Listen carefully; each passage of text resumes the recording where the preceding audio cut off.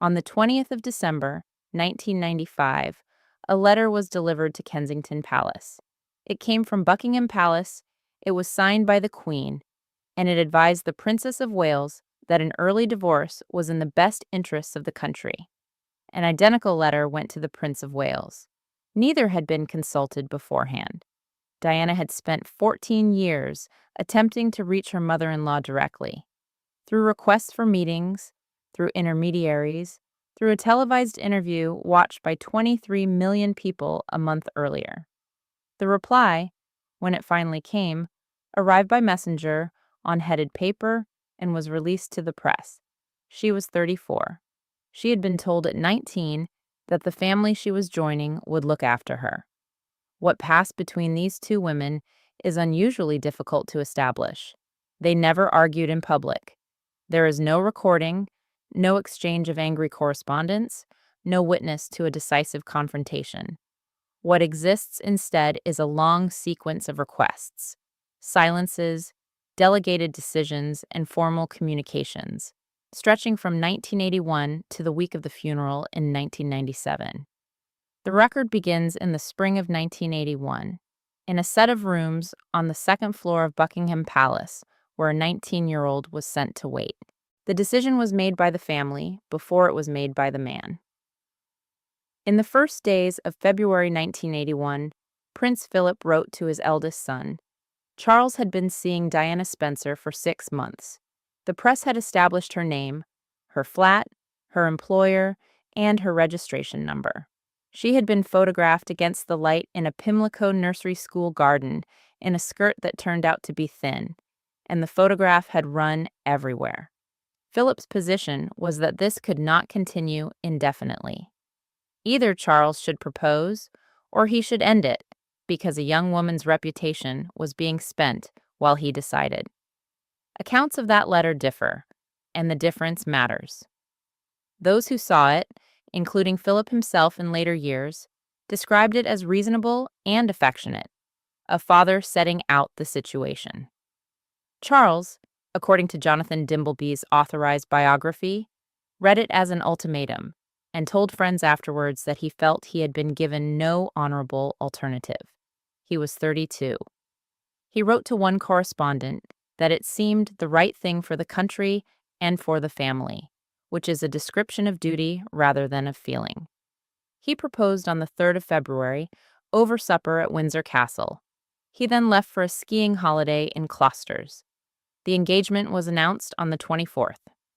Diana was photographed on the lawn at Buckingham Palace in a blue suit bought off the rack from Harrods, wearing an oval sapphire surrounded by 14 diamonds. The ring had been selected from a Gerard catalog, the same catalog any customer could be shown. Some at the palace considered this a small breach of form. The reporting at the time treated it as charming. Then the two of them sat down with Anthony Carthew of ITN, and he asked whether they were in love. Diana said, of course. Charles said, whatever in love means, and then added something about the word meaning different things to different people. Nobody in the room reacted. The clip was broadcast that evening and did not become notorious until much later, when there was a reason to go back and look for it. She moved into Buckingham Palace within days. The move was partly protective. Her flat in Coleherne Court, which she had shared with 3 friends and which she owned, had become unusable. Photographers on the pavement, cars following her metro, reporters in the stairwell. She left it in tears and never again lived anywhere that was hers. The palace put her in a suite on the nursery floor in the wing where Charles's own rooms had been. She was given a bedroom, a sitting room, a bell to ring for staff, and no particular instructions. Her friends could visit, but only after being cleared through the front, and few of them did more than once. There were around 300 people working in the building.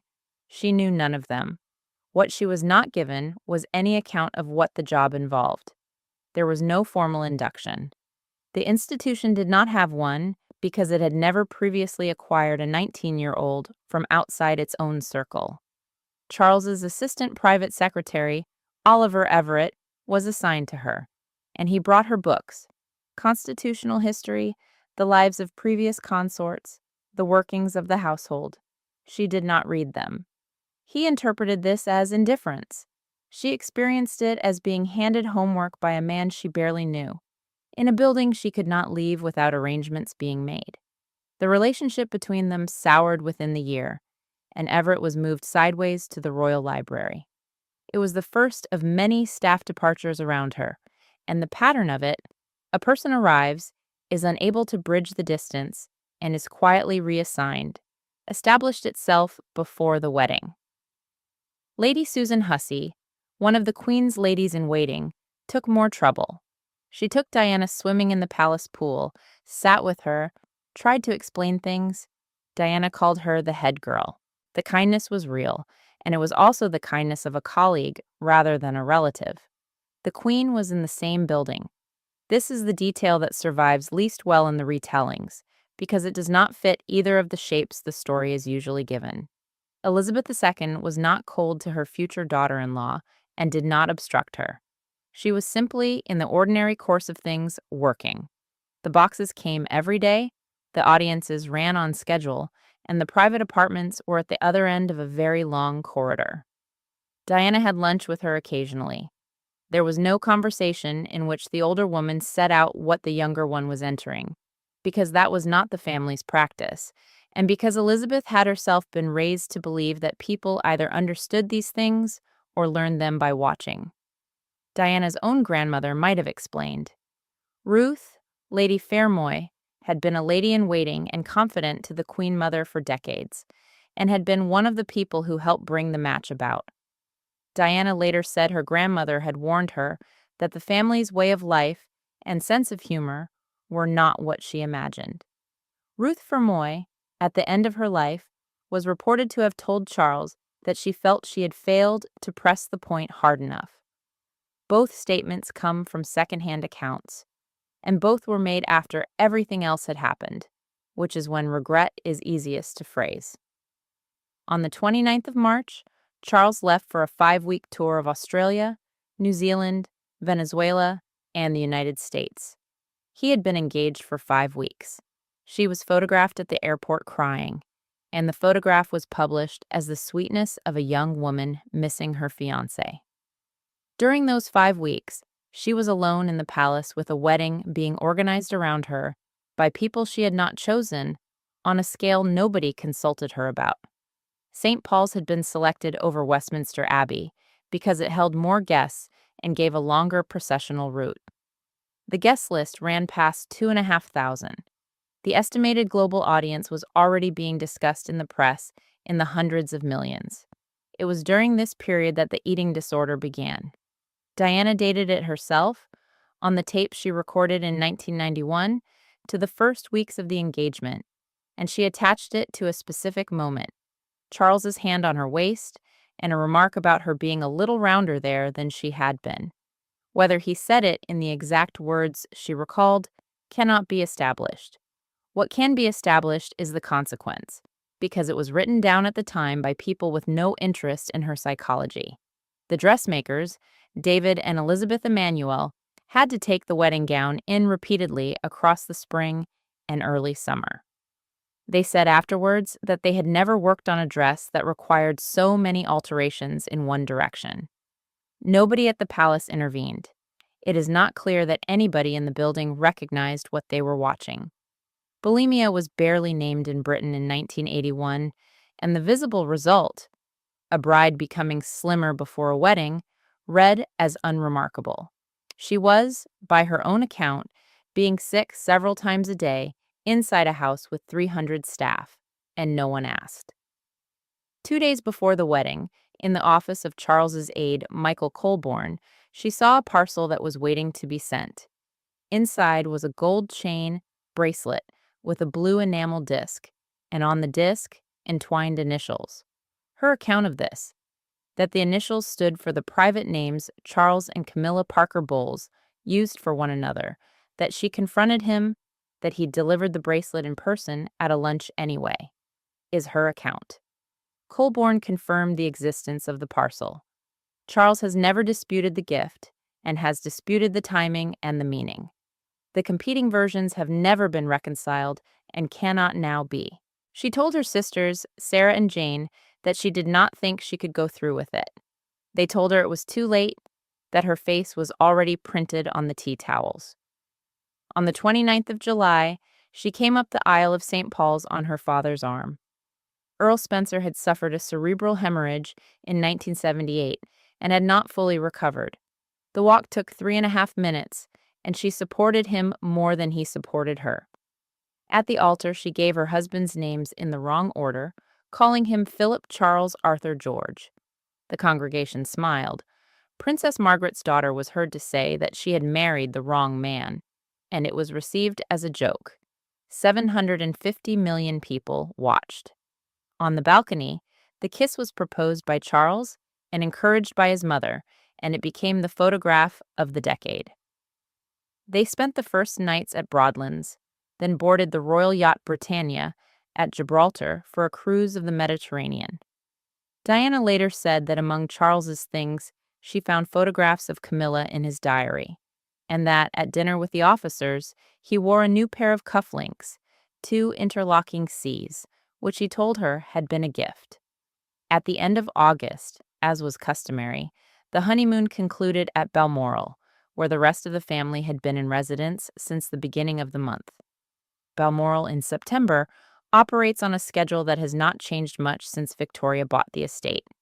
Breakfast in the dining room, the guns out by mid-morning, a picnic lunch carried up onto the hill in wicker hampers, regardless of weather, tea, a bath, black tie for dinner, then charades or a film, or the pipers walking round the table. The family finds this restorative. It is the only place where the Queen was regularly described by those close to her as visibly relaxed. Diana arrived there in September 1981, 8 weeks married, and could not eat in front of people. The bulimia was at its worst that autumn. She would leave the dinner table. She spent long stretches in her room. She cried, and the crying was noticed, and the family's response to it was the response that family had been trained in for 3 generations. They gave her privacy. Nobody came to the door. Charles walked on the hill and fished the Dee and could not understand why the place that healed him was doing the opposite to his wife.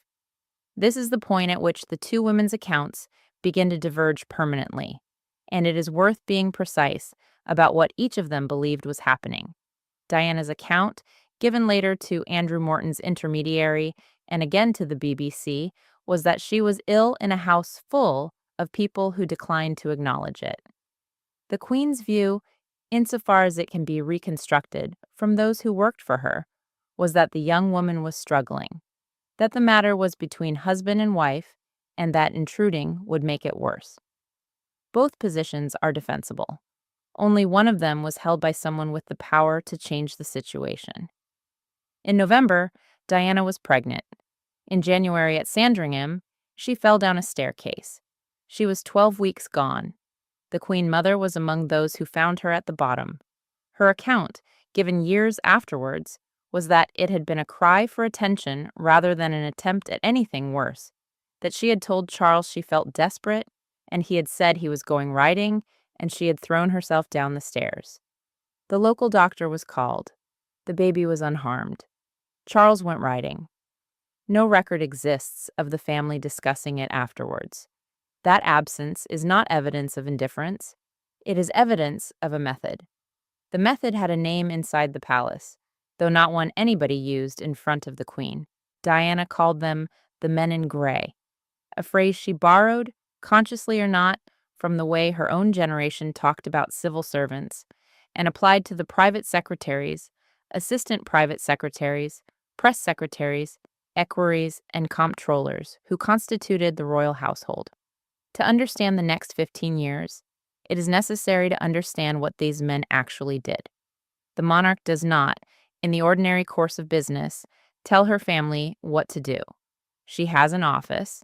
The office speaks to other offices. When Elizabeth II wished something to happen, a schedule altered, a story killed, a member of the family spoken to, the request traveled from her private secretary to the relevant household and arrived as advice from an official. It was a system built for constitutional purposes. to keep the sovereign personally uninvolved in anything that might later be contested, and it worked extremely well for its intended function. Applied to a marriage, it produced a particular effect. Diana would ask to see the Queen. A meeting would be arranged or not arranged. If a decision followed, it reached her through a man in a dark suit whom she had not chosen and who reported to someone else. She could never establish where any given instruction had originated, whether the Queen had decided something, or a private secretary had decided it on the Queen's behalf, or a private secretary had decided it and the Queen had merely not objected, was not knowable from where she stood. It was not, in most cases, knowable from anywhere. There were two households, the Queen's at Buckingham Palace and the Prince and Princess of Wales's at Kensington. And Diana had no separate staff of her own in any meaningful sense at the start. The people around her worked for her husband. Their careers depended on him. When she and Charles disagreed, she was disagreeing with a woman's position against an office of 8 or 9 professionals whose salaries came through his Duchy of Cornwall. Her private secretaries did not last. Oliver Everett had gone by 1983. Anne Beckwith Smith, her lady-in-waiting, stayed the longest and left in 1990.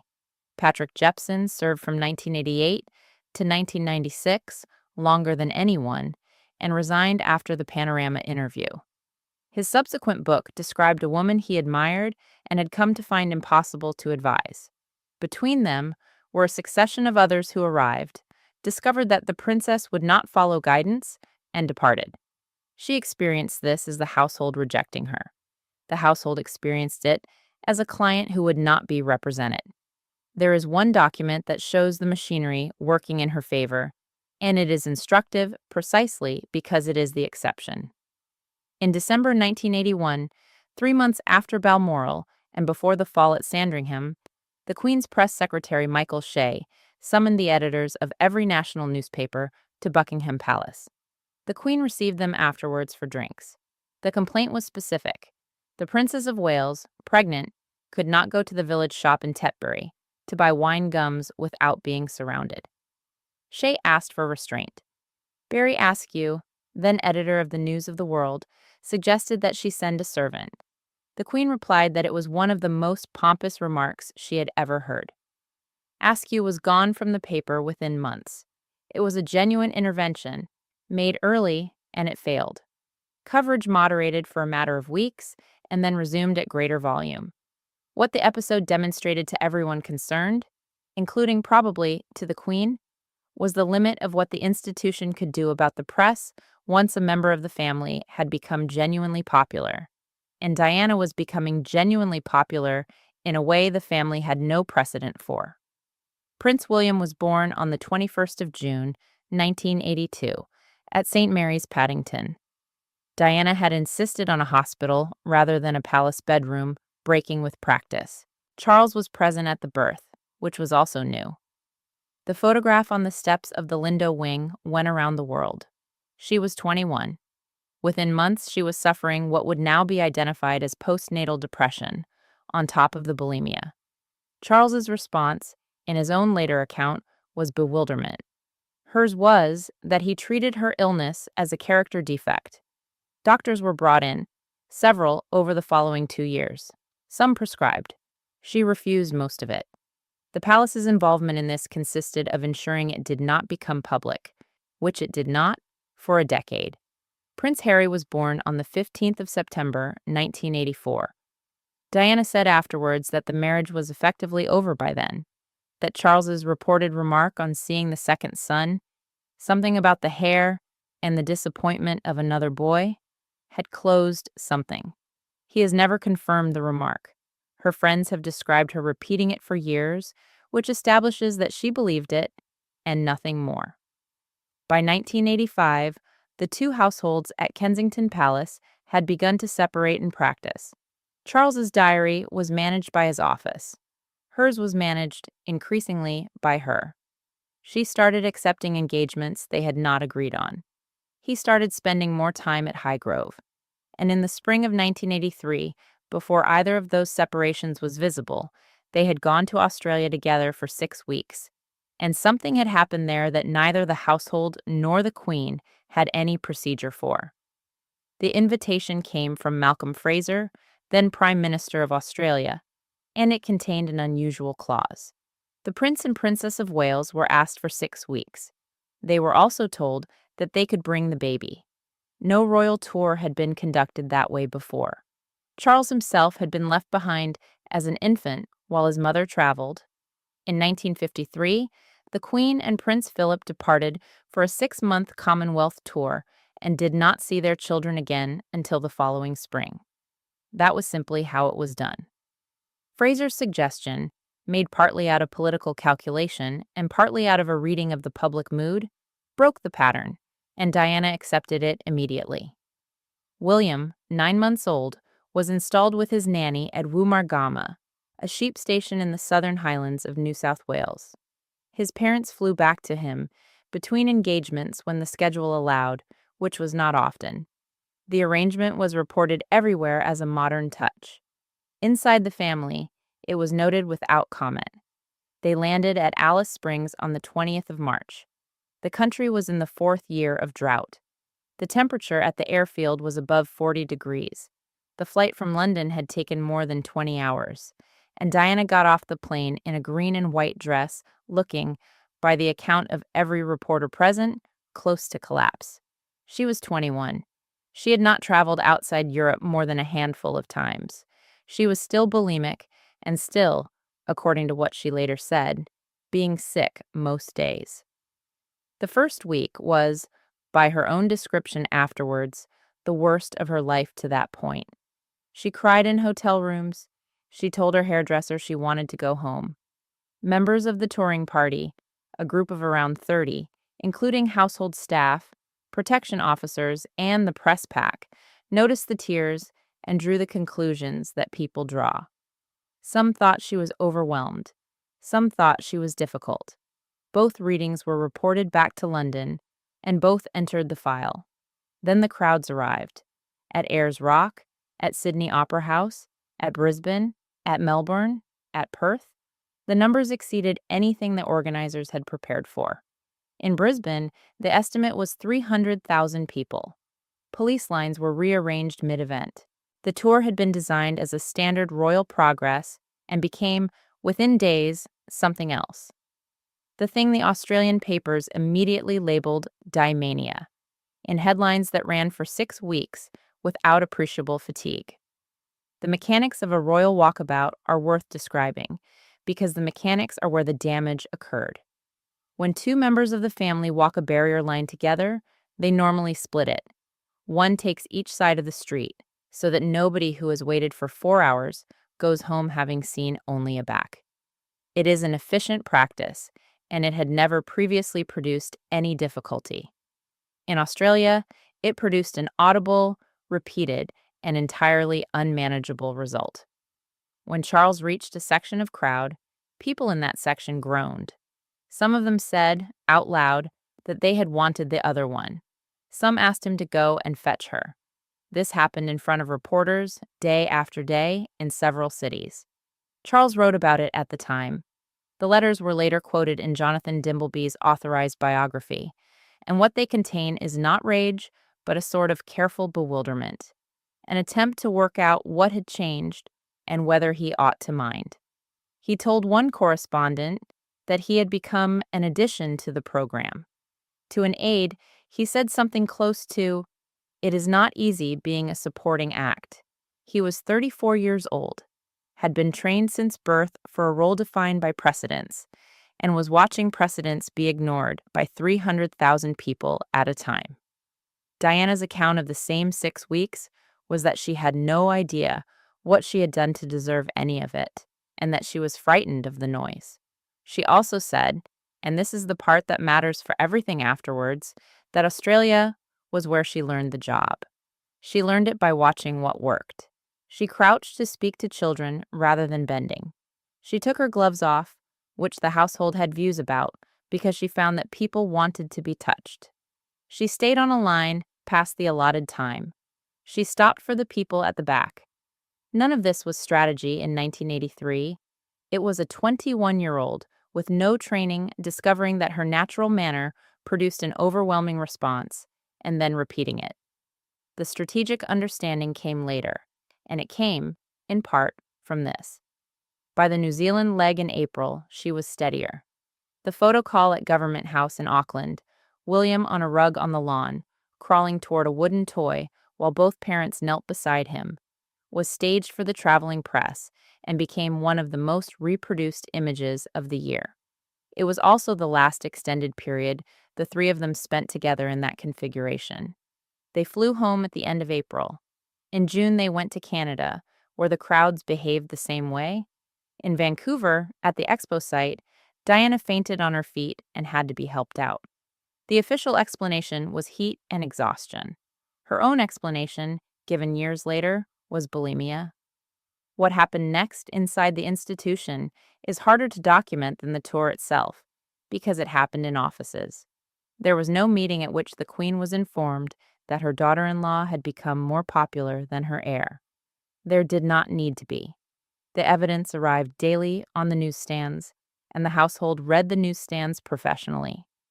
Circulation figures for any paper with Diana on the front were reliably higher. The photographers who had been assigned to royal duty as a slow posting found themselves on the most lucrative beat in Fleet Street. A picture desk that had once budgeted for a handful of royal images, a month was now commissioning her constantly. The institution had no procedure for this, and it is worth being clear about why. Royal popularity had always been collective and mediated. An affection for the family as an arrangement, expressed through jubilees and balcony appearances and the Christmas broadcast, with the monarch as its fixed point. It was managed by the household because it was addressed to an office rather than a person. What had emerged in Australia was a personal following attached to a 21-year-old who reported to nobody, could not be briefed, and did not want to be. There is no record of the Queen expressing resentment about this. Those who worked for her in that period have consistently said that she regarded her daughter-in-law's popularity as an asset, and that her concerns were practical. The strain on the young woman, the security implications, and the effect on her son. That last was not a small consideration. Elizabeth II's relationship with Charles has been described by nearly everyone who observed it as formal and affectionate at a distance, and she was not given to intervening in his affairs. But the reporting from the tour party was that the prince had come home unsettled, and household attention followed accordingly. What Diana observed was that the machinery began to take an interest in her diary.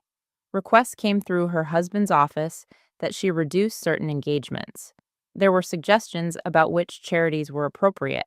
There were conversations about clothes, the cost of them, the frequency of new ones, the fact that a change of outfit generated a photograph and therefore a story, and therefore a comparison. She was told, in the indirect manner the household used for everything, that a degree of restraint would be helpful. She heard this as being punished for succeeding. The household's own position was that it was managing a member of the family whose exposure was running ahead of her experience, which was also true. Neither party was operating in bad faith. They were operating on incompatible descriptions of what had happened in Australia, and no one with the authority to reconcile them chose to try. Her response was to keep the diary and drop the guidance. From 1984 onward, she began to accept engagements directly, and the requests to reduce them stopped being made in a form she could refuse. The clearest demonstration of what she now possessed came 2.5 years later at the White House in November 1985. At a dinner given by the Reagans, Diana danced with John Travolta for around 15 minutes in the center of the room while the rest of the party watched from the edges. She was wearing Midnight Blue Velvet by Victor Edelstein. The photographs ran on front pages on 4 continents, and the dress itself would later sell at auction for more than £250,000. The evening was arranged with the Prince of Wales present. He is in almost none of the pictures. Back in London, an internal question was beginning to form in more than one office, and it was not a question about the marriage. It was a question about arithmetic. The Prince of Wales would one day be king, and the woman standing next to him commanded a public attention that the throne itself did not. There was no constitutional difficulty in that. There was simply no precedent for it, and the family's method of handling things without precedent was to wait and see whether they resolved themselves. By 1986, they had begun to plan their engagements separately and to travel separately, and the waiting had become the policy. Kensington Palace is not a single building. It is a complex of apartments arranged around courtyards, occupied by different members of the family and their staff, with separate entrances and separate kitchens and separate switchboards. Apartments 8 and 9 had been knocked together for the Prince and Princess of Wales in 1981. By the middle of the decade, the arrangement inside them had reverted to something like the original division. Charles was at Highgrove. He had bought the house in Gloucestershire in 1980, before the engagement, and it had been intended as a country retreat for a married couple. It became his. The garden was the project he gave himself in those years, and it consumed him. The walled garden, the wildflower meadow, the organic conversion of the Duchy home farm. He kept an office there. He gathered around him a circle of friends, most of them a generation older, most of them from the same landed world, who found his wife's tastes incomprehensible and said so among themselves. Diana knew that they said so. She went to Highgrove less and less. She kept London. Her own circle was younger, and it was not aristocratic. Her former flatmates, a couple of the wives of the men in Charles's set who had taken her side, her sisters, and increasingly the professionals she encountered through her work: nurses, doctors, charity directors. She swam every morning at the Buckingham Palace pool. She went to lunch at San Lorenzo on Beauchamp Place with a regularity the photographers came to depend on. She took the boys to McDonald's and to Thorpe Park and to the cinema, which was reported as a modern touch and was also, plainly, a woman filling the days. The two diaries were now managed as separate operations. Joint engagements had to be negotiated between offices.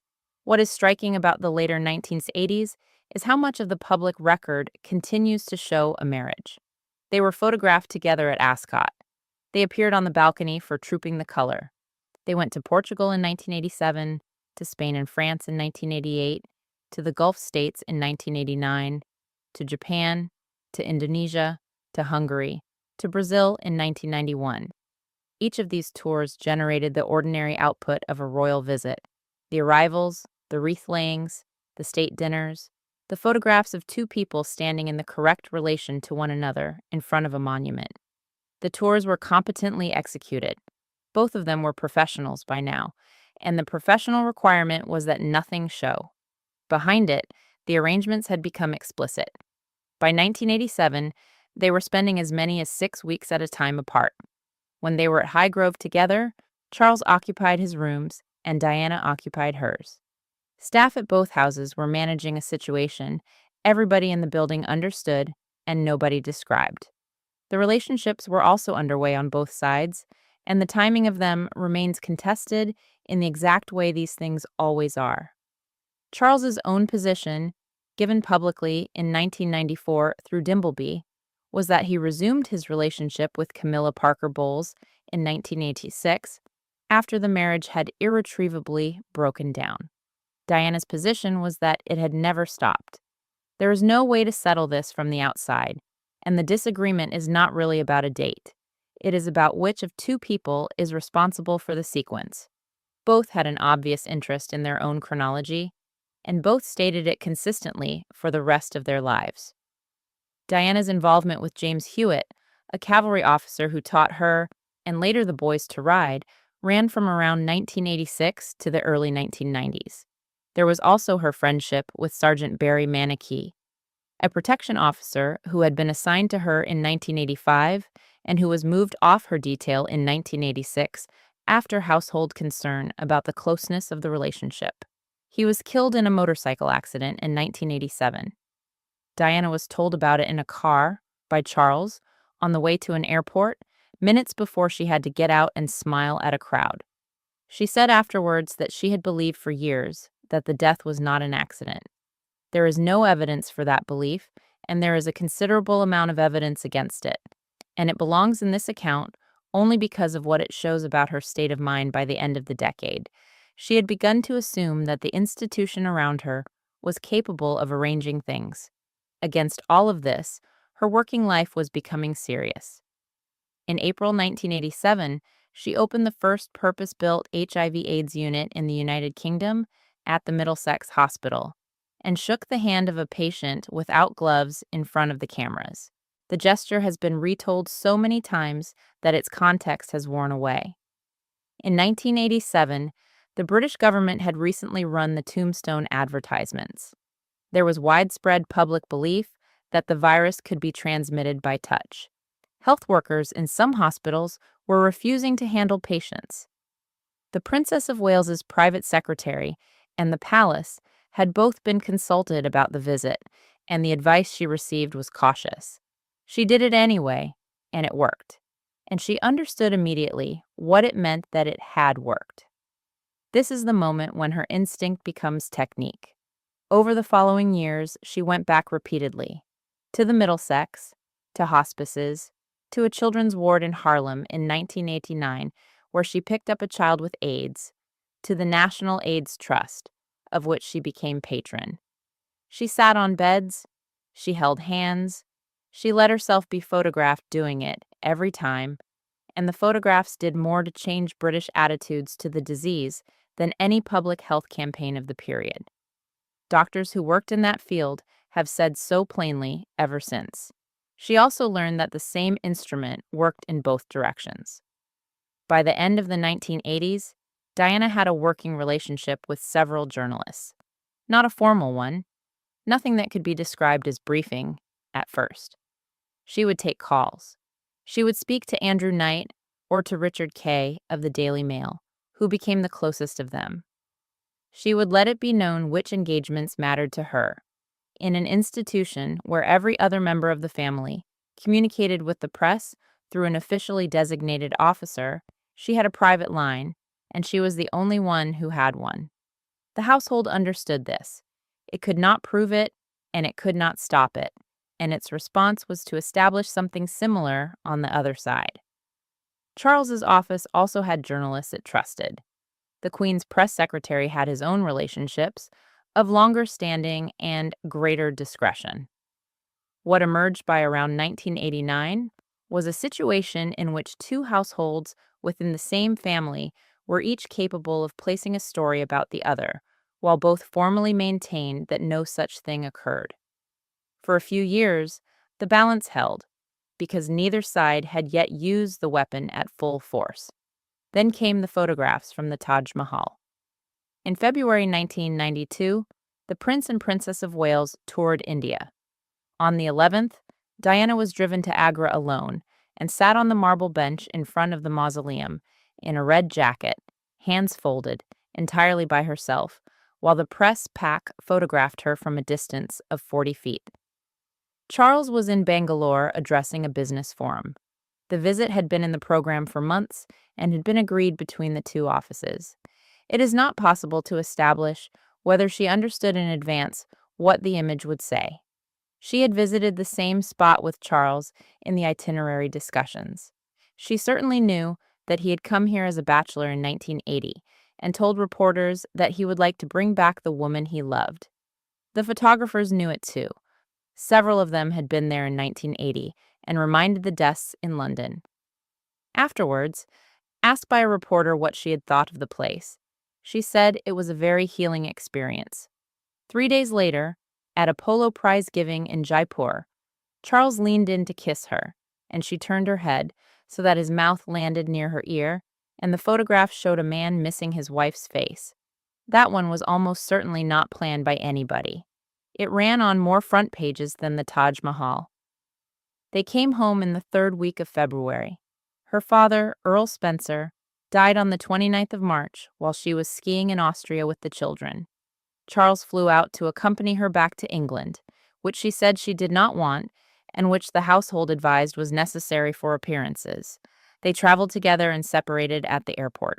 By then, without her husband's office or the Queen's having any knowledge of it, She had spent several months answering questions into a tape recorder held by a friend, and the tapes had been driven to a writer in Surrey.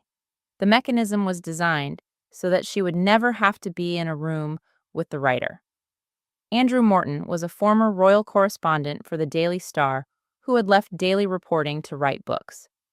In the summer of 1991, he was approached through an intermediary, Dr. James Colthurst, a physician who had known Diana since a skiing trip in 1979 and who had remained a friend without ever becoming part of any household.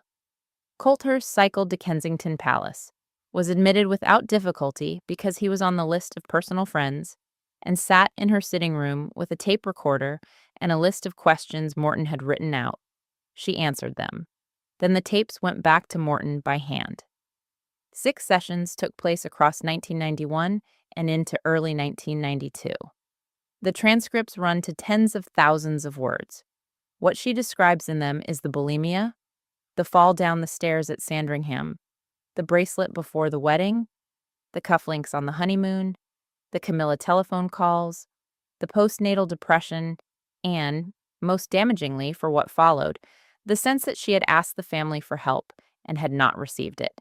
She also, at the end, gave Morton the names of friends who could speak on the record: Carolyn Bartholomew, one of the Coleherne court flatmates, James Gilby. Her brother-in-law, Robert Fellows's position, made him impossible, but others were available. The point of the friends was that they gave the book a sourcing structure that did not require Diana's own voice and therefore gave her deniability. Diana. Her true story was serialized in the Sunday Times on the 7th of June, 1992. The effect is difficult to overstate now because everything in it has since been absorbed into common knowledge. In June 1992, none of it was known. The palace had spent 11 years ensuring that the eating disorder in particular remained private and had succeeded. What appeared that Sunday morning was an account of the heir to the throne's marriage, told from inside it, containing a suicide attempt during pregnancy and a mistress who had been present from the beginning. Andrew Neil, then editing the Sunday Times, later said he had satisfied himself of the sourcing before publication. The Press Complaints Commission chairman, Lord Macgregor, denounced the coverage within days as dabbling in the recesses of other people's souls. He did so having been assured, through channels leading back to the palace, that the princess had not cooperated. When he discovered later that she had, he regarded himself as having been deliberately misled, and said so. Diana denied it. She denied it to the Queen. She denied it to Charles. She denied it to her own private secretary, Patrick Jephson, who believed her at the time and who found out otherwise years afterward. His account of that discovery is one of the coldest passages in any book written about her. The denial is the thing that changed the situation permanently, and it is worth separating from the book itself. Cooperating with Morton was an act of war within the family, but it was an intelligible one. She had concluded that the institution would not act on anything she said privately, and she was substantially correct about that. Going outside, it was a decision with a logic. What the denial did was different. It removed the possibility of anyone in the family dealing with her on the basis of what she had actually done. Charles's household now knew, or strongly suspected, that she had authorized the most damaging account of him ever published, while she continued to sit opposite them, saying she had not. From June 1992 onward, nobody at Buckingham Palace could take a statement from the Princess of Wales at face value, and they did not. There is a photograph from the following week: Carolyn Bartholomew's flat in Fulham, Diana arriving to visit her, in front of a bank of photographers who had been told by someone that she would be there. It was read at the time, correctly, as an endorsement of the friend who had spoken most extensively to Morton about the bulimia. It was the closest she came to confirming the book without saying so. The Queen summoned them both to Windsor. The meeting took place on the 15th of June, with Prince Philip also present. There is no transcript, and the accounts that exist come secondhand from both sides. What is agreed is that the Queen and Philip asked the couple to try again, that a period of 6 months was suggested, and that Diana said very little. She left early. Her account afterwards was that she had been told to sort it out and had received no acknowledgement of anything she had described in the book. Charles's account was that his wife had refused to engage. What followed the meeting is unusual and is documented because the documents survive. Prince Philip began to write to her. The correspondence ran across several months in the summer of 1992, and copies were later produced by Diana's private secretary and, in 2021, by the Duke's own executors in connection with an inquiry. The letters were long. He addressed her as Dearest Diana and signed himself Pa. He set out, at considerable length, his view that Charles had behaved badly in returning to Camilla, and said so in terms that he could not imagine anyone in their right mind leaving her for someone like Mrs. Parker Bowles. He also told her that she bore responsibility for her own conduct, that the family had tried to help, and that going public had made everything harder. Her replies were shown to friends. She found the letters wounding in places, and she also, according to several people who saw her read them, valued them, because they constituted the only serious attempt any member of the family made to address her directly in writing. The Queen did not write. This is not an accusation. Elizabeth II conducted almost nothing in writing that could later be produced. That was a lifelong discipline with constitutional origins. But the practical result, from where Diana stood, was that her father-in-law engaged and her mother-in-law delegated, and that the sovereign's position on her marriage remained something she had to infer from the actions of officials. The rest of 1992 dismantled the family at a pace nobody in it controlled. In March, before the book, Prince Andrew and Sarah Ferguson had announced their separation. In April, Princess Anne divorced Mark Phillips. In August, the Daily Mirror published photographs of the Duchess of York in the south of France having her toes kissed by her financial advisor. Days later, on the 24th of August, The Sun published a transcript of an intercepted telephone call between Diana and James Gilby, recorded on New Year's Eve 1989, in which he called her Squidgy repeatedly, and she complained about the family, said she had been through hell, and used a phrase about her husband's family making her life real torture. The recording had been made by an amateur radio enthusiast in Oxford who had picked it up on a scanner and sat on it for over 2 years.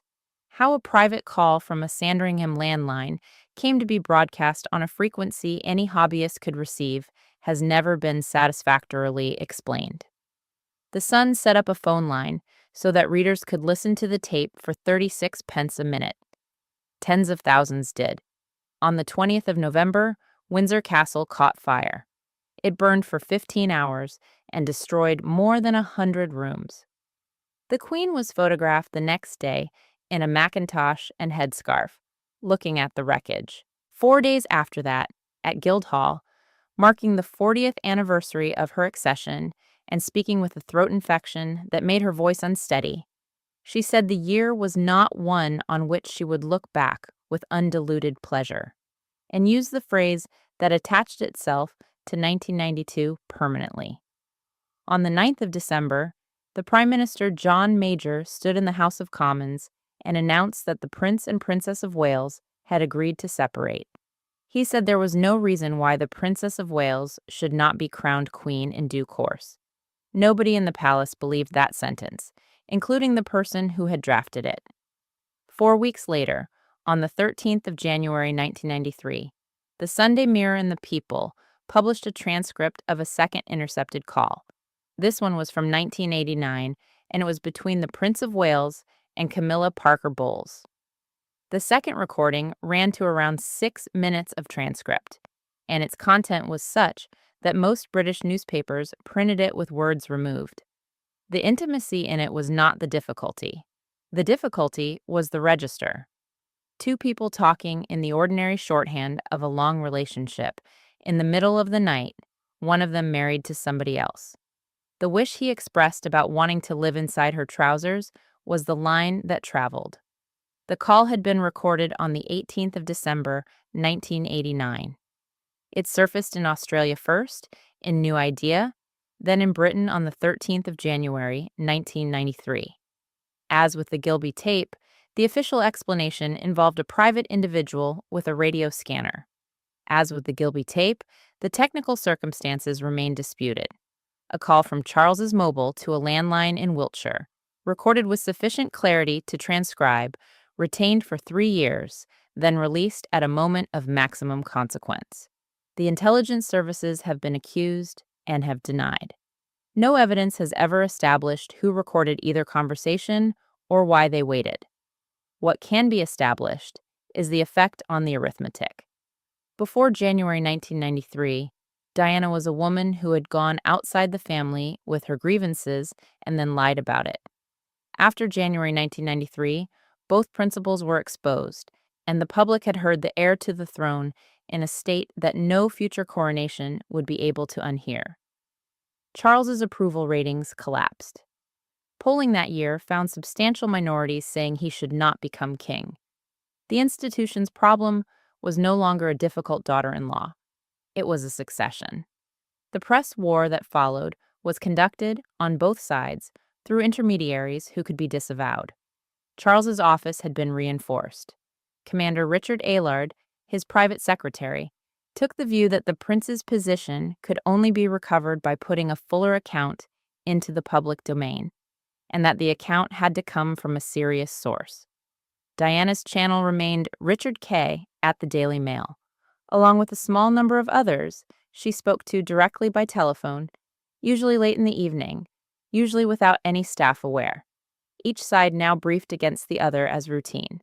When Diana appeared at an engagement, a paragraph would appear somewhere noting the cost of the outfit. When Charles made a speech on architecture or agriculture, a paragraph would appear elsewhere about his failure to see his sons. Some of this came from the households. Some of it was invented by newspapers who had learned that either version would be denied only weekly. It became impossible, from outside, to tell which stories had been placed and which had simply been fabricated in the knowledge that neither party could afford a libel action. Buckingham Palace's official position throughout was that the Queen's household did not brief. That is probably true in the narrow sense. Robert Fellows, the Queen's private secretary, was married to Diana's sister Jane, which gave the arrangement a particular strain. The man managing the sovereign's response to the crisis went home to the sister of its subject. Fellows's conduct in that period is generally regarded by those who observed it as scrupulous. It was also, unavoidably, conduct in the Queen's interest rather than Diana's, and Diana knew it. She spoke of Fellows with increasing coldness.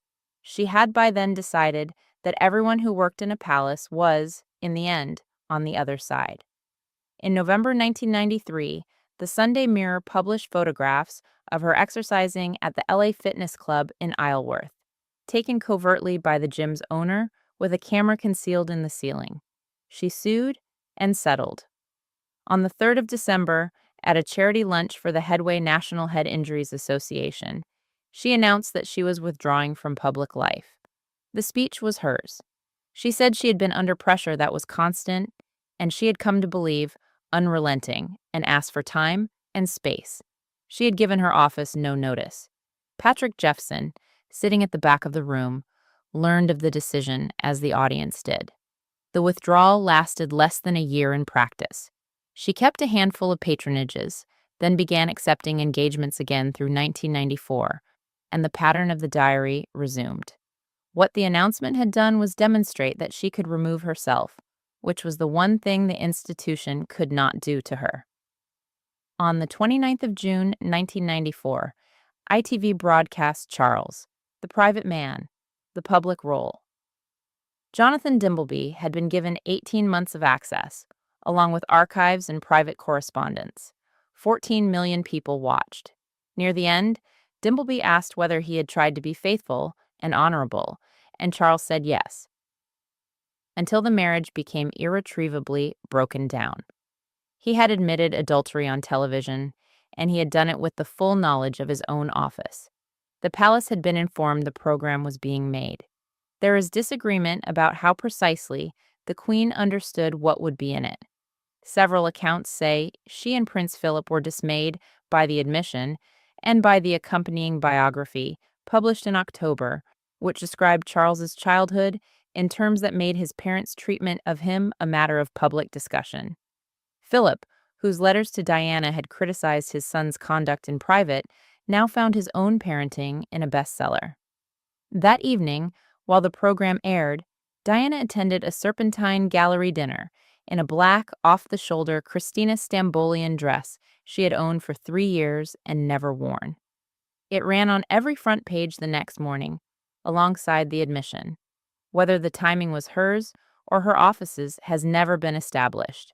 She had been invited weeks earlier, and the broadcast date was public. In October 1994 came Princess in Love, Anna Pasternak's account of the Hewitt relationship, written with his cooperation.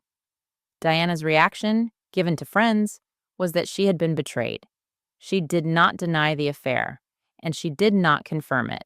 Through 1994 and into 1995, her behavior in private grew harder for those around her to manage. There were the calls to Oliver Hoare, the art dealer, hundreds of them, many silent, traced by police to lines including Kensington Palace, a matter which reached the newspapers in August 1994 and which she denied. There was the relationship with Will Carling, the England rugby captain, whose wife spoke publicly about it in 1995. Jeffson's later account describes a woman he still admired and could no longer advise. Decisions taken without consultation, staff learning of them afterwards, a growing conviction on her part that surveillance was being conducted against her. Some of that conviction was unfounded. Some of it was not. She had by then been photographed in a gym through a hole in a ceiling, had 2 private telephone calls transcribed in national newspapers, and had her own protection officer removed and then killed in an accident she did not believe in.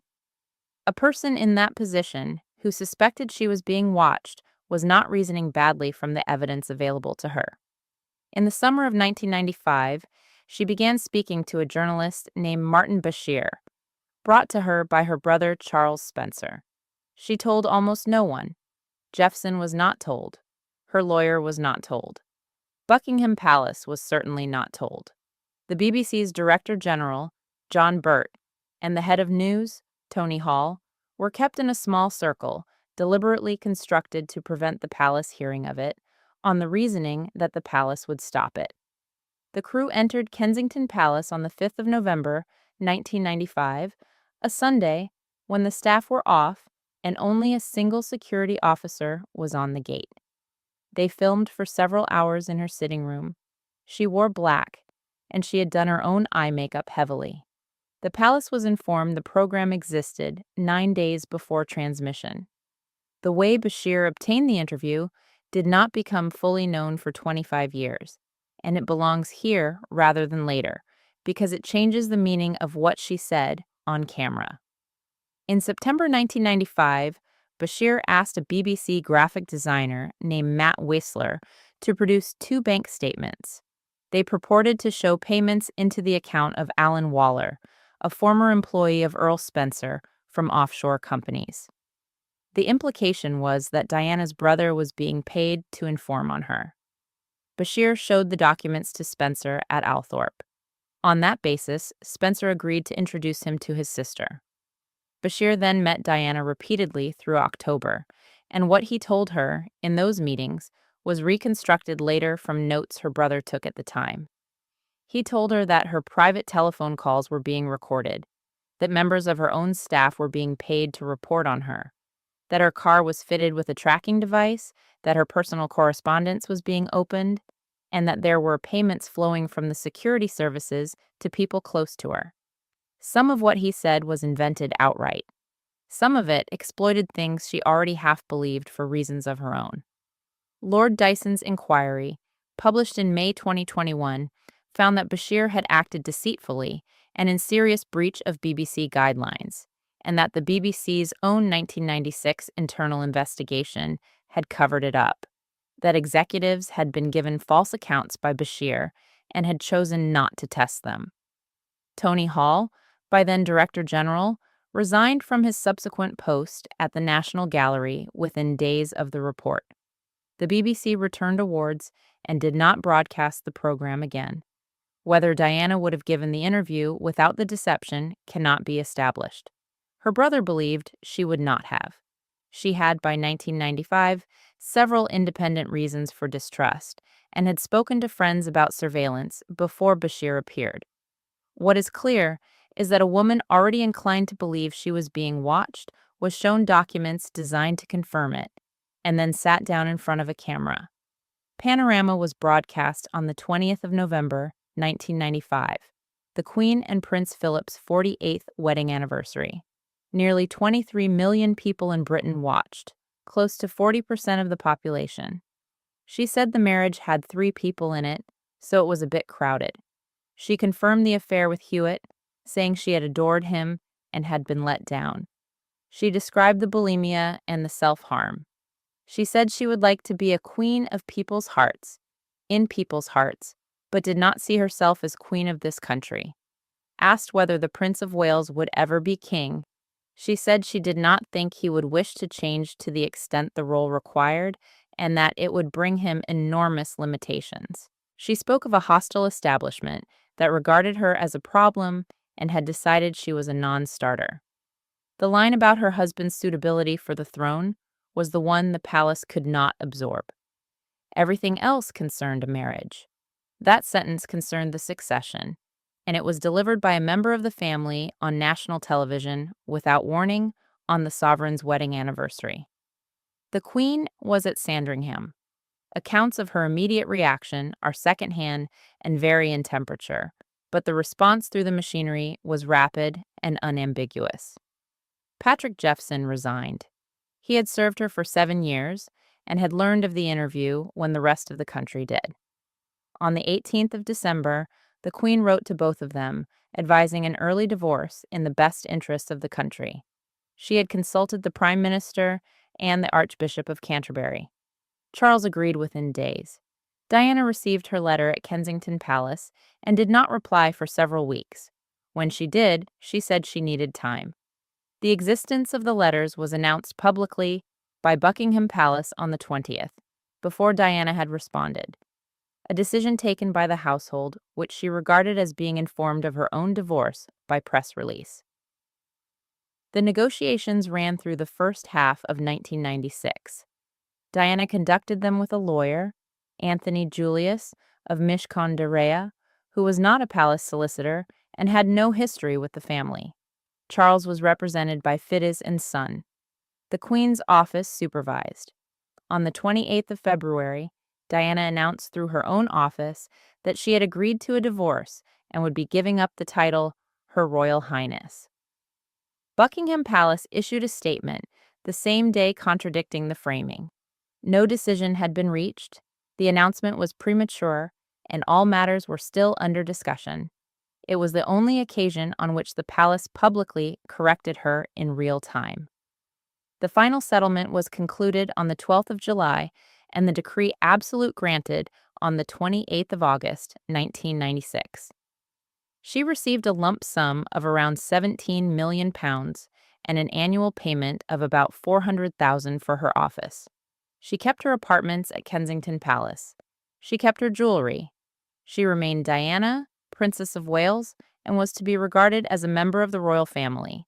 She was no longer Her Royal Highness. The question of who removed the HRH has never been settled and has been argued about ever since. Diana told friends the Queen had insisted on it and told others that Charles had.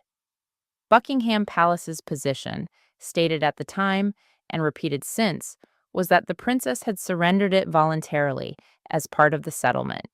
Charles's supporters have said he argued against the removal. Prince William is reported to have told his mother that he did not mind and would give it back to her when he was king, which suggests the family regarded it as a loss whoever caused it. What it meant in practice was procedural, and it was constant. A woman without HRH curtsies to those who have it. Diana would now be required to curtsy to her former sisters-in-law, to Princess Margaret, to her own children's aunts. She would need permission to use aircraft of the Queen's flight. Her invitations to family occasions became a matter for the household to consider, rather than a matter of course. The Queen's own comment on the divorce made to a member of her household and reported afterwards, was that the family was sad it had come to this. In November 1996, 4 months after the settlement, Diana attended a private dinner and was seated near Nicholas Soames, the Conservative MP and close friend of the Prince of Wales, who had described her a year earlier on the evening of the Panorama broadcast as being in the advanced stages of paranoia. She did not raise it. She had by then developed a practice of not raising things with people who could report the conversation onward, which by her own estimate was almost everyone. She was 35 years old, divorced, living in a palace apartment on a road maintained by a household that answered to her former mother-in-law and no longer entitled to the protection officers who had accompanied her everywhere since she was 19. She had declined the protection herself. That decision, taken in the autumn of 1996 against the advice of the Metropolitan Police, would be examined at length 12 years later in a coroner's court. The protection question was settled in a series of meetings in the summer and autumn of 1996, and the record of them was read into evidence at the inquest in 2008. The Royalty and Diplomatic Protection Department offered to continue her cover. She refused it. Her stated reasons, given to officers at the time and repeated to friends, were that the officers reported to a chain of command ending at the Home Office, that their logs recorded her movements, and that she believed the information reached the palace. Commander Trestrail's successors argued the point with her. Sir Robert Fellows raised it. She did not change her position, and under the arrangements as they stood, she could not be compelled. What replaced them was private, a driver, occasionally a bodyguard hired by whoever she was staying with, and frequently nothing at all. She began driving herself around London in a black Audi convertible. The photographers, who had spent 15 years working around trained officers, found the new conditions extraordinary. She had also lost the rest of the machinery. No press office to issue a correction. No private secretary of standing to negotiate with editors. No household to schedule her year or manage her correspondence, which ran to hundreds of letters a week. Her staff at Kensington Palace was reduced to a handful of people, several of whom she dismissed in the months after the divorce. In July 1996, she resigned from more than 90 patronages, keeping 6: Centrepoint, English National Ballet, Great Ormond Street, the Leprosy Mission, the National AIDS Trust, and the Royal Marsden. The reduction was reported as a retreat. It was closer to the opposite. She had decided that the work would now be chosen by her rather than allocated to her, and that fewer causes done seriously would carry further than 90 done ceremonially. Then, in January 1997, she went to Angola. The invitation came from the British Red Cross.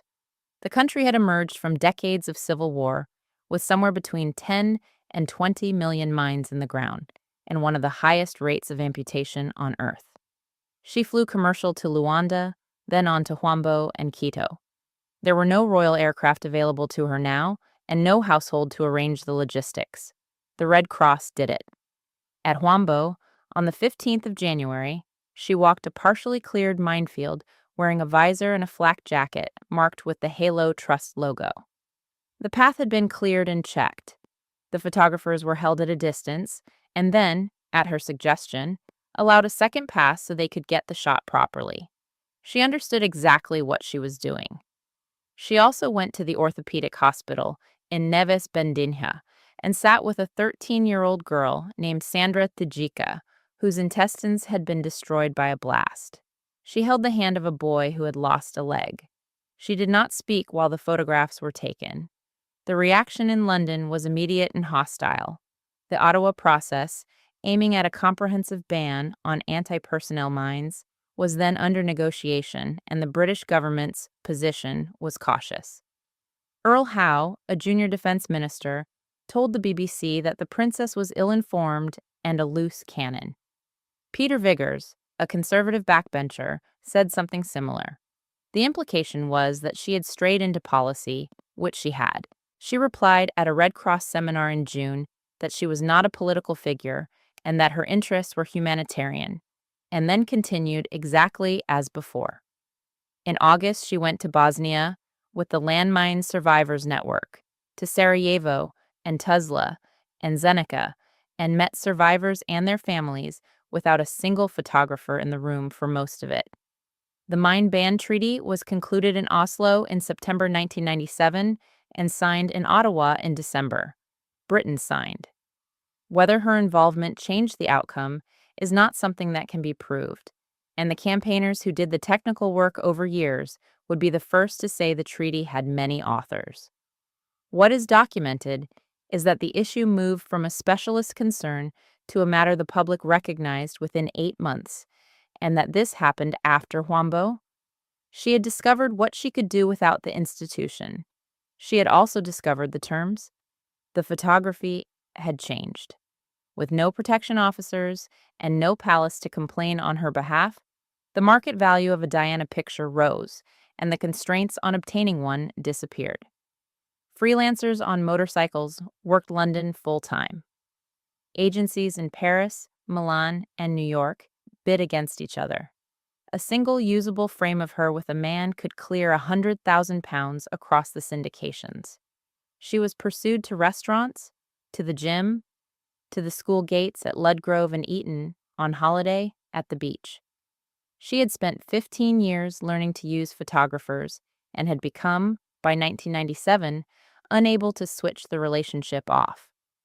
The same private line to journalists that had served her in the marriage now operated without any office to moderate it.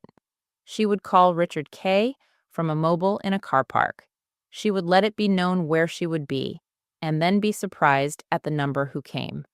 The summer of 1997 was spent largely outside Britain.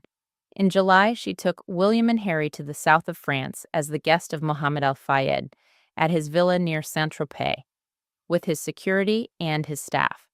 The photographs from that fortnight sold worldwide.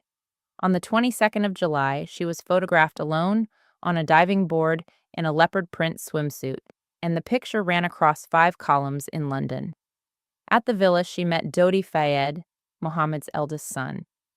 In June, before all of this, she had auctioned 79 of her dresses at Christie's in New York. The idea had come from William. The proceeds, around $3.5 million, went to AIDS and cancer charities. The catalog was in effect a record of the marriage. The Travolta dress, the Elvis dress, the Emmanuel gowns from the early tours. She sold the wardrobe of the Princess of Wales and kept the money for hospitals. In August, she was in Greece with Rosa Monckton, on a boat, without photographers for 6 days, which Monckton later described as the longest continuous period of peace she had seen her have in years. Then Sardinia. Then the Jonachal in the Mediterranean with Dodi, where on the 22nd of August, a freelance photographer in a boat took the picture that ran on the front of the Sunday Mirror under the headline about the kiss, reportedly for a fee well into 6 figures. She telephoned friends in the last 10 days of August from wherever she was. To several of them, she said she wanted to move abroad. South Africa was mentioned, where her brother had a house, and Cape Town. To Rosa Monckton, she said she was tired. To Richard Kay, on the afternoon of the 30th, she said she intended to withdraw completely from public life in November. Her sons were at Balmoral with their father and their grandmother, where the family had been since the beginning of the month. On the evening of Saturday, the 30th of August, she and Dodi Fayed arrived in Paris from Sardinia and went to the Ritz. The facts of the night were established across 11 years and 2 investigations, and the essential ones are not in dispute. They dined at the Ritz because the restaurant they had booked in the Rue François Perner was surrounded by photographers. Around midnight, a plan was made to leave from the rear service entrance in the Rue Cambon, while 2 decoy vehicles waited at the front. The car was a Mercedes S280 that had not been in regular service. The driver was Henri Paul, the hotel's acting head of security, who was not a chauffeur and who was off duty that evening. They left at about 20 past midnight. Trevor Rhys-Jones, a Fayed bodyguard, sat in the front. The car entered the Pont Alma underpass at speed, struck the 13th pillar, and spun into the wall. Dodi Fayed and Henri Paul were dead at the scene. Rhys-Jones, the only one wearing a seatbelt, survived with catastrophic facial injuries and no memory of the crash. Diana was conscious and speaking when the first doctor reached the car, a physician who had been driving past in the other direction. French emergency practice is to stabilize at the scene rather than transfer immediately. She was extracted at around 10 past 1 and reached the Pitié-Salpêtrière at just after 2. Her pulmonary vein had been torn. Surgeons operated for 2 hours.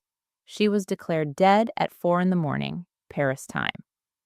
The French judicial investigation concluded in 1999 that Henri Paul had been driving at roughly twice the speed limit with a blood alcohol level well over the French legal maximum, and that this was the cause.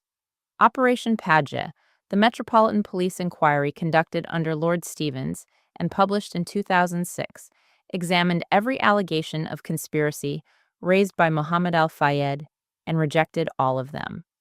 The inquest jury in April 2008 returned a verdict of unlawful killing by the grossly negligent driving of Henri Paul and of the following vehicles. The telephone rang at Balmoral shortly after 1 in the morning British time. Charles was woken. The Queen was woken. The first call reported serious injuries. The second, at around 3:30, reported the death. The decision taken in the next hour shaped the week. The boys would not be told until they woke naturally. William was 15, Harry was 12. Their father told them in the morning, and their grandmother's instruction was that they should be kept away from television and radio, which in a house of that size was achievable. Charles flew to Paris with Diana's sisters and brought the body back to RAF Northolt that afternoon. The Queen had initially been advised that as the princess was no longer HRH, a private family collection might be appropriate. Charles argued for the full ceremony and prevailed. He also insisted on the coffin being received with a royal standard, which required a decision at the level of the sovereign, and received it. Then the family stayed in Scotland, and London filled up. The flowers began on the Sunday and did not stop. By midweek, the piles at the gates of Kensington Palace were 5 feet deep in places and had to be moved by council workers in shifts. St. James's Palace opened books of condolence. The queues reached several hours, then overnight, then a mile. Estimates put the total number of bouquets in the tens of millions. People slept on the Mall. The crowd was not at first angry. It became angry over about 4 days, and the mechanism was visible in the newspapers. There was no flag at half-mast above Buckingham Palace. The rule was simple and very old. The royal standard flies only when the sovereign is in residence, and it never flies at half-mast because the monarchy does not die. When the Queen is away, the pole is bare. The pole was bare because she was at Balmoral, and to the hundreds of thousands of people walking past it, an empty flagpole above the Queen's house in the week the princess died read as one thing only. On the Wednesday, the Express asked where the Queen was. The Mirror asked whether she cared. On the Thursday, the Sun ran the front page asking where the sovereign was when the country needed her, and the Mail and Express followed. Republican sentiment in polling that week reached levels not recorded before or since.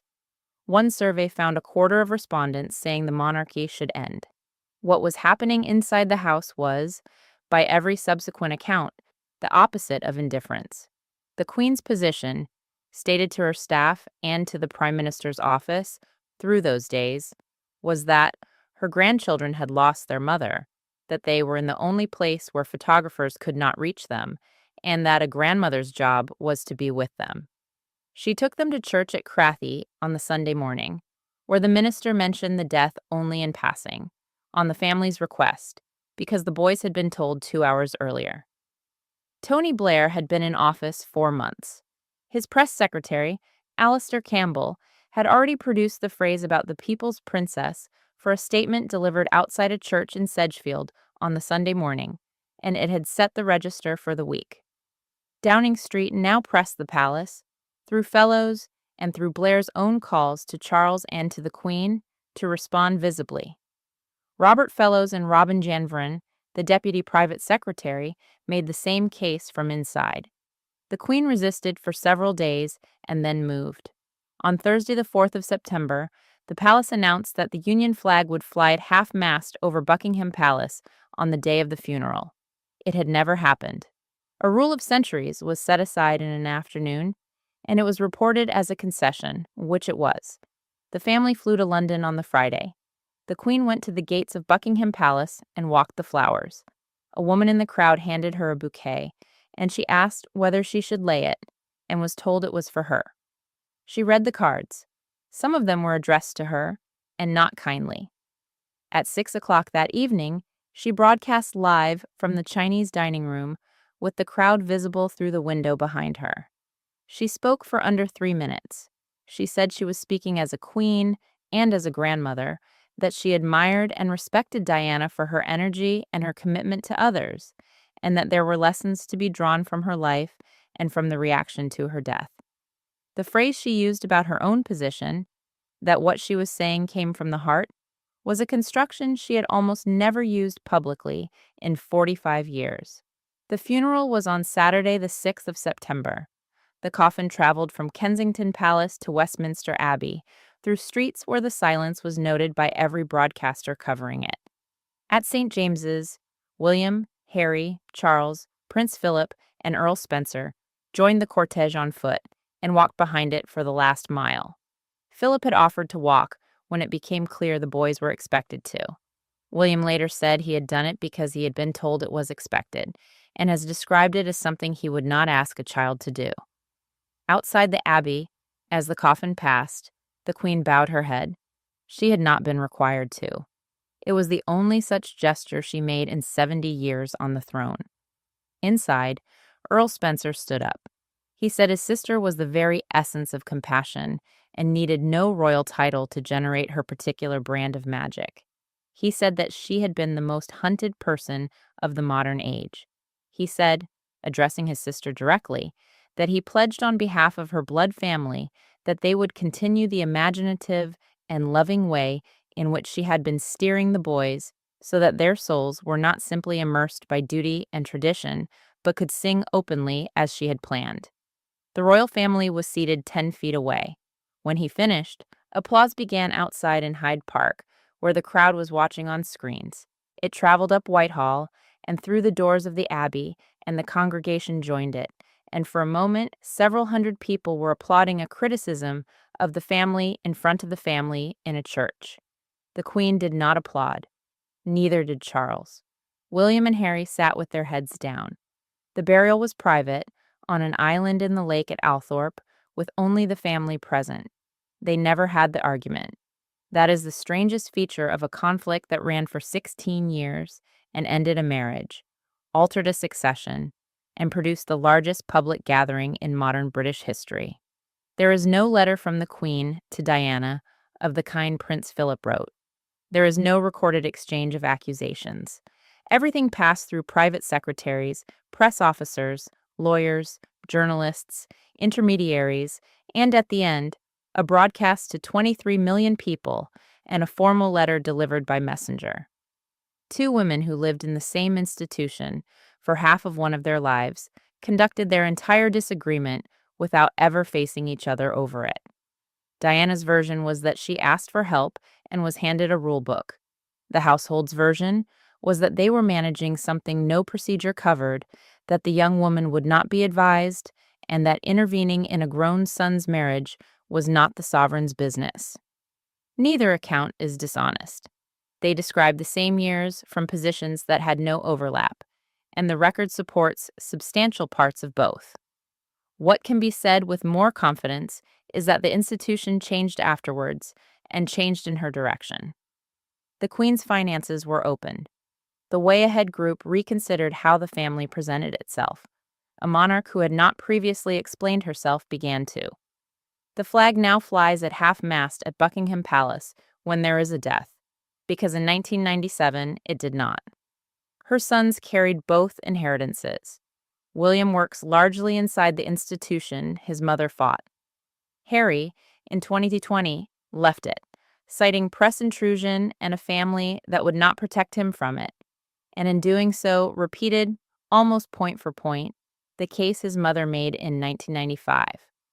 The two brothers have not agreed about which lesson their mother's life taught. Elizabeth II died at Balmoral in September 2022 in the house where she had stayed with two grieving grandchildren 25 years earlier, while London demanded she come south. Her funeral was the largest since Diana's. The comparison was made in every account of it. The last thing worth noticing is what happened to the story itself. Diana went outside the family in 1992 and denied it, and in 1995 sat for an interview obtained by deception that was not exposed for 26 years. The two acts that most damaged the monarchy in her lifetime were both, in different ways, compromised at the source, and yet the substance of what she said in them, that the marriage had a third person in it, that she had been ill and unhelped, that the household regarded her as a difficulty to be managed, was, in the main, true, and has been conceded by nearly everyone involved. She was right, and she got there by means that make the rightness difficult to hold cleanly. Whether that is a description of a woman without other options, or of someone who had learned the family's own methods too well, depends on which part of the 16 years you are standing in when you ask.